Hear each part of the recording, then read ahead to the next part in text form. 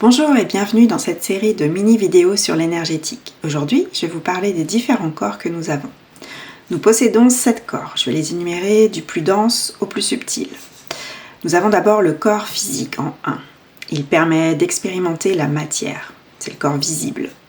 En 2, nous avons le corps éthérique, c'est le gardien du corps physique qui assure sa surveillance et sa survie en cas d'absence de conscience.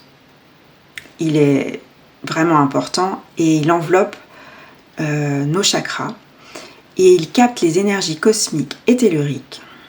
Sans lui, le corps physique serait sans vie, donc il est très important lui aussi. Ensuite, en 3, nous avons le corps astral ou le corps émotionnel. Il est situé à l'intérieur du corps physique et en épouse la forme. Il est relié au corps éthérique par un cordon d'argent qui ne se rompt que à la mort. Donc c'est lui qui nous permet d'entrer aussi en contact, en relation avec nos guides spirituels.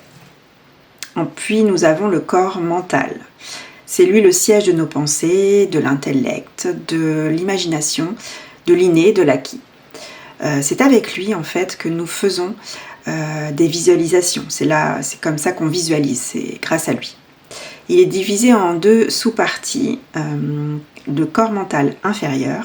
Donc lui, c'est le corps de la raison, de la logique. Il constitue ce qui forme notre personnalité, notre ego. Puis nous avons le corps mental supérieur. Il permet, lui, par contre, l'accès aux intuitions, aux perceptions subtiles de niveau supérieur. Ensuite, en 5, nous avons le corps causal. C'est le corps de l'âme. Lui, il enregistre tout ce qu'il y a dans cette vie et dans toutes nos incarnations. Il contient les qualités les plus élevées. La foi, l'intuition, etc. Il est le siège de la conscience supérieure. Ensuite, en 6, le corps bouddhique, ou appelé aussi le corps christique. C'est le corps de la connaissance. Il est décrit comme ne se manifestant que chez les saints ou les personnes ayant intégré le corps causal et ayant accepté de se réincarner pour accomplir une tâche précise.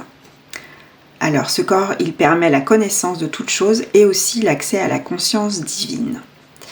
Et en dernier, le 7, le corps divin ou atmique. C'est le corps qui est en relation avec Dieu. Il est le siège de la conscience divine, cosmique. En fait, seuls les éveillés y ont accès. Voilà.